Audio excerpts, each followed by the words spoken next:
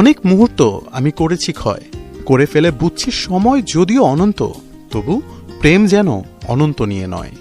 যাকে ঘিরে এই অনন্ত প্রেম, সেই লিওনেল মেসির জন্য কত জনেই তো করলো কত শত পাগলামি।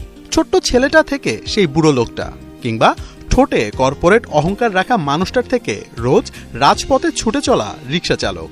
সেই তালিকায় এবার যুক্ত হলো আরও এক নাম, নয়ন মণ্ডল। খুলনার বিএল কলেজের অর্থনীতি বিভাগের এই ছাত্র যা করলেন তা পাগলামো ছাড়া আর কি বা বলবেন আপনি। কাগজ দিয়ে এঁকে ফেলেছেন মেসির বিশাল এক প্রতিকৃতি, যা দৈর্ঘ্যে 17 ফিট আর প্রস্থে 20 ফিট। নয়নের দাবি, কাগজে আঁকা বিশ্বের সর্ববৃহৎ ছবি এটি। গত 1 মাস যাবৎ দিনরাত এক করে মেসির এই প্রতিকৃতি এঁকেছেন নয়ন।